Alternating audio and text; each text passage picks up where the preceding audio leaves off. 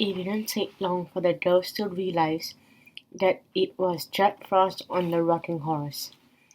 "Take those horrible clothes off," he snapped at the goblins. "They are not made by ice blue, and that means they are garbage." Grumbling, the goblins put off their dress-up clothes. Then one of them gra- grabbed a scooter from a nearby display. The other three did the same, and they all started to scoot around the store at top speed. Brooke, Rachel, and Kirsty perched on a red kite that was hanging on the ceiling and looked down at the chaos the goblins were causing. They rode their scooters over the feet of other shoppers, knocked over displays, and made a terrible racket. "Look at Jack Frost!" shouted Kirsty over all the noise. He was sitting in front of a toy makeup table, playing with his hair and taking photographs of himself with Brooke's magic camera. "He's keeping a tight grip on my camera," said Brooke, with a sigh. How are we gonna get it back?" Rachel spotted a playhouse in a corner of the store and gasped. "I think I have an idea. Hold on to the kite and flap your wings as hard as you can." Kirsty and Brooke started to flap their wings, and they felt the kite started to move beneath them, tugging on the string that tied it to the ceiling. "We need to make it fly towards Jack Frost," said Rachel in a breathless voice. "Flap harder." "I can't," groaned Kirsty. "Maybe my magic can help," said Brooke. She tapped her wand on the kite and it started to move. "Steer it towards Jack Frost," Rachel cried. "Try to chase him into the playhouse." The kite picked up speed as the friends steered it towards Jack Frost.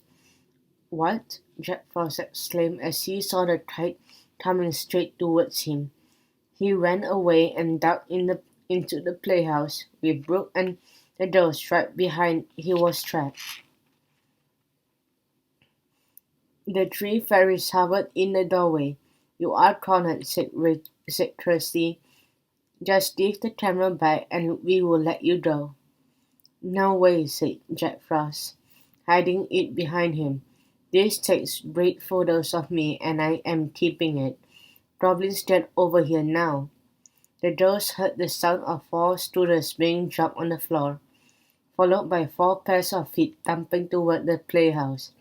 The goblin peeked through the window and Jack Frost flicked his wand. There was a loud crack and a flash of blue magic. "To my ice castle," shouted Jack Frost. A second later he and his goblins had disappeared. "We have to follow them or I'll never get my camera back," said Brooke. Will you come to get to the ice castle with me?" "Of course," said Rachel. Kirsty nodded in agreement. Brooke waved her wand and said a quick spell. To Jack Frost's home of ice and snow. In an instant we must go. Let us follow where they flew, but keep us safely out of view." There was a bright golden flash, and then the girls found themselves sitting on a frosty tree branch in the garden of Jack Frost's castle. "Look down there," said Kirsty quietly. She pointed to a clearing among snow-covered trees. Jack Frost and the 4 goblins were standing around a large pond that had waterfall pouring into it from a high rocky cliff. "This is a much better setting for my photo shoot," Jack Frost was saying. "All it needs is a little extra frostiness." He raised his wand and zap. The pond froze over. Zap! Ice structures appeared around the pond, wearing icy blue design. Zap! The waterfalls froze to create a giant sheet of ice like a mirror. "What a wonderful sight," Jack Frost gazing at his reflection. He took a few photos of himself with the magic camera, which he didn't seem willing to return to the goblin photographer. Then he looked around. "These trees aren't icy enough," he grumbled. Zap, zap, zap. Tree after tree was suddenly weighed down with icy thick, sharp icicles.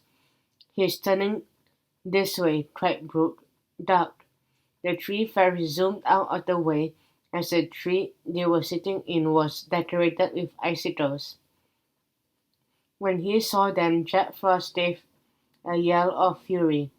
"What are you pesky fairies doing here?" he bellowed. "You are trying to ruin my photo shoot. I will make you sorry you ever thought of coming here."